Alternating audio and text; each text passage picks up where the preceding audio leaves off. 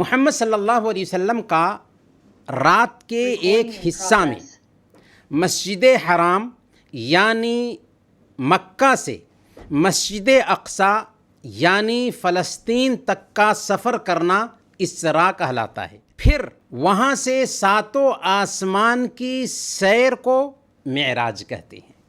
تو آپ نے سمجھ لیا کہ اسراء کیا ہے اور معراج کیا ہے۔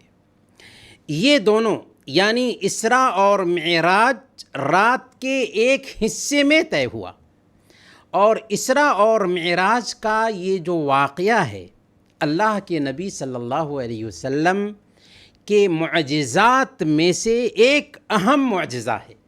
اس کا ذکر قرآن نے بھی کیا ہے اور اوتھینٹک احادیث میں بھی اس کا ذکر آیا ہے۔ اسراء اور معراج کا یہ سفر جسمانی تھا، نہ کہ روحانی یا کوئی خواب کا واقعہ ہو، بلکہ حقیقی معنوں میں جسمانی طور پر آپ کو اسراء اور معراج کرایا گیا تھا۔ اللہ کے نبی صلی اللہ علیہ وسلم کے پاس جبریل امین آتے ہیں، اور اس وقت آپ صلی اللہ علیہ وسلم حتیم میں آرام کر رہے تھے۔ آپ کے سینے کو چیرا، پھر زمزم سے اسے دھویا اور اس میں ایمان اور حکمت بھر دی۔ پھر ایک چوپایا لایا گیا، اس کا نام براق تھا۔ اس کا ہر قدم اس کی حد نگاہ تک پہنچتا تھا۔ اس پر آپ کو سوار کیا گیا۔ پھر آپ مسجد اقصیٰ تک پہنچے، وہاں سارے انبیاء جمع تھے۔ حضرت جبریل علیہ السلام نے آپ کا ہاتھ پکڑ کر آگے کیا اور آپ نے تمام انبیاء کی امامت کرائی۔ پھر بیت المقدس یعنی فلسطین سے آسمانی سفر شروع ہوا۔ آپ صلی اللہ علیہ وسلم کو ساتوں آسمان کا سیر کرایا گیا۔ پہلے آسمان سے ساتوں آسمان تک گئے۔ ہر آسمان پر نگراں فرشتے تھے جن سے اجازت لی اور دروازہ کھلوایا۔ ہر آسمان پر کسی نہ کسی نبی سے ملاقات ہوئی، ان کو سلام کیا، انہوں نے سلام کا جواب دیا، مبارکباد دی اور آپ صلی اللہ علیہ وسلم کی نبوت کا اقرار کیا، یہاں تک کہ 7ویں آسمان سے سدرۃ المنتہا تک پہنچے۔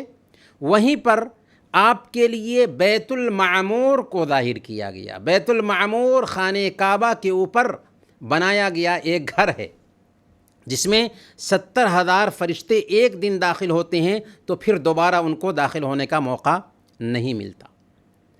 آگے چلے تو آپ صلی اللہ علیہ وسلم نے اللہ رب العالمین سے پردے کی اوٹ سے بات کیا۔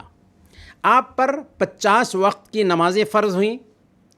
وہاں سے لوٹے تو 6ٹھے آسمان پر حضرت موسیٰ علیہ السلام سے گزرے، تو انہوں نے مشورہ دیا کہ آپ کی امت 50 وقت کی نماز کی طاقت نہیں رکھ سکتی، اس لیے آپ جائیں اور اللہ سے اس میں کمی کرائیں۔ اس طرح اللہ کے نبی صلی اللہ علیہ وسلم کئی بار اللہ کے پاس گئے اور آئے، یہاں تک کہ 5 وقت کی نماز کر دی گئی۔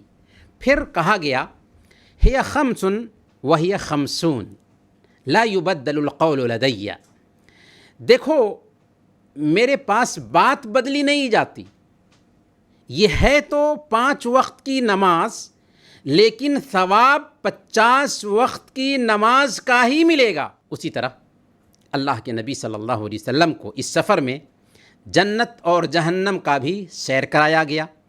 جنت اور جہنم کے نظارے دکھائے گئے۔ آپ نے جہنم کے داروغہ کو بھی دیکھا، جہنمیوں کا انجام بھی دیکھا، اور بھی بہت ساری چیزیں دیکھیں۔ وصلی اللہ علی نبینا محمد وعلی آلہ وصحبہ اجمعین۔